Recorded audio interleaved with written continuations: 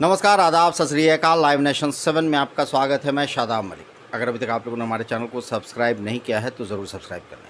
बिहार कर्मचारी चयन आयोग ने 2014 की प्रथम इंटर स्तरीय बहाली का फाइनल रिज़ल्ट 8 साल के बाद कई तरह के आंदोलन और कई तरह के हंगामों के बाद अब जाकर कुछ दिन पहले रिलीज़ किया। मगर ये रिज़ल्ट 13,120 वैकेंसी के विरुद्ध जो रिज़ल्ट आया है वो 11,329 है। इस पर हम चर्चा करेंगे। हमारे साथ मौजूद हैं पूर्व IPS अधिकारी Amitabh Kumar Das. Sir, live nation 7 में आपका स्वागत है। नखरे वाला बेटा हो या डाइटिंग वाली बेटी, डायबिटिक दादाजी हो या वेजिटेरियन मामा जी, सबको मिलेगा उनकी पसंद का खाना बस एक क्लिक पर। Download Rail Restaurant app and get tasty foods on your seat. जी थैंक यू, धन्यवाद। सर, 8 साल से लड़के इंतज़ार कर रहे थे कि BSSC का वो 2014 की वैकेंसी का रिज़ल्ट आएगा, मगर जो रिज़ल्ट आया है वो उससे काफ़ी निराशा हुई है अभ्यर्थियों को। जिनका हो गया उनको तो बधाई है, मगर जो छूट गए, वैकेंसी इतनी कम 13,120 थी, 11,329 का ही रिज़ल्ट आया। तो सर, इस पर क्या लगता है कि सेकेंड लिस्ट या फिर वेटिंग लिस्ट आना चाहिए? बिल्कुल आना चाहिए। देखिए, बिहार में अब मैं क्या बताऊं, मैं तो बोलते बोलते ये हो थक गया हूं कि एकदम अंधेर नगरी चौपट राजा की स्थिति है, अराजक स्थिति है। और देखिए, युवाओं के भविष्य के साथ कैसे खिलवाड़ हो रहा है। अभी देखिए, BPSC का मामला नहीं ठंडा हुआ है।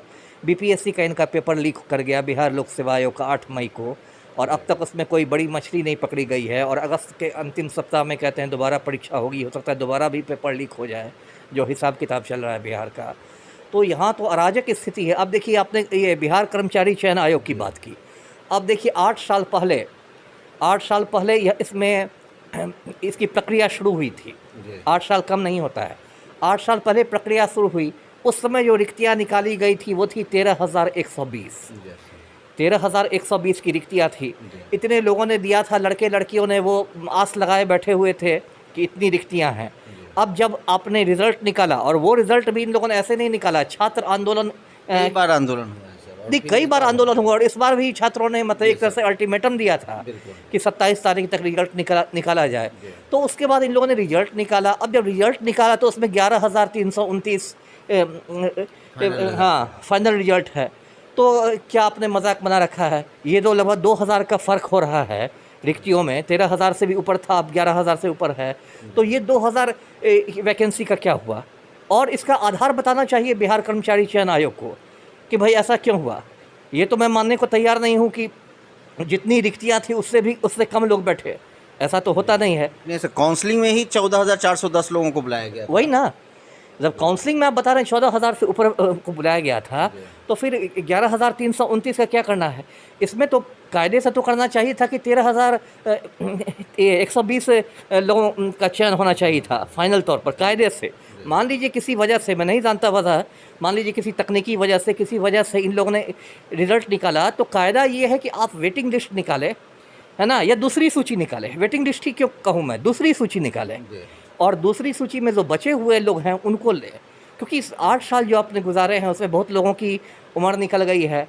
आपने शुरू में रिक्तियों का इतना उनको सब्ज बाग दिखा दिया था, और इतने नखरे वाला बेटा हो या डाइटिंग वाली बेटी, डायबिटिक दादाजी हो या वेजिटेरियन मामा जी, सबको मिलेगा उनकी पसंद का खाना बस एक क्लिक पर। Download Rail Restaurant app and get tasty foods on your seat. साल तक आपने उनको फंसा के रखा, और अब लगभग 2,000 कम पर आप ये कर रहे हैं।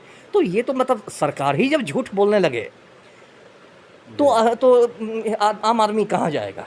ये तो झूठ बोलने वाली बात हो गई ना, कि हमारी इतनी रिक्तियाँ ये हैं, ऐसे आओ, इतना का काउंसलिंग होगा। और जब आप ऐसा लग रहा है जैसे कि युवाओं को उल्लू बनाया जा रहा है, मूर्ख बनाया जा रहा है, तो इससे तो युवाओं में सीधे सीधे आक्रोश होगा।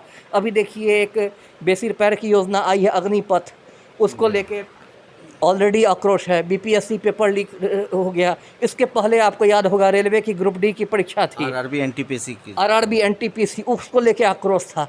तो ये तो आप युवाओं में एकदम एक मतलब आक्रोश पैदा करते जा रहे हैं। मैं हिंसा का समर्थन नहीं करता, लेकिन आपने युवाओं को बिल्कुल हताश करके रख दिया है। चाहे केंद्र सरकार हो, राज्य सरकार हो, सब लगता है कि युवाओं के सपनों को चूर करने पर तुल गई है। तो मैं तो आपके चैनल के माध्यम से यही कहूँगा कि कर्मचारी चयन आयोग को जल्द से जल्द एक दूसरी सूची निकालनी चाहिए, नहीं तो आप देखेंगे आज न कल ये मामला अदालत में भी पहुंचेगा। बहुत बहुत धन्यवाद सर। जी आपका भी। तो इस तरह से पूर्व आईपीएस अधिकारी अमिताभ कुमार दास ने सीधे तरह से बीएसएससी से ये आग्रह किया है कि वो सेकेंड लिस्ट निकालें या फिर वो वेटिंग लिस्ट निकालें, लेकिन उन अभ्यर्थियों का ज़रूर सोचें जो अभ्यर्थी 8 साल से इस रिज़ल्ट का इंतज़ार कर रहे थे। जो रिज़ल्ट आया है 13,120 वैकेंसी के अगेंस्ट में सिर्फ 11,329 लोगों को सेलेक्ट किया गया है। इस तरह की खबरों के लिए आप बने रहें हमारे साथ, देखते रहें हमारा वीडियो। अगर अभी तक आप लोगों ने हमारे चैनल को सब्सक्राइब नहीं किया तो ज़रूर कर लें, साथ ही साथ हमारे वीडियो को ज़रूर शेयर करें, ट्विटर हैंडल पर हमें फॉलो ज़रूर करें। धन्यवाद।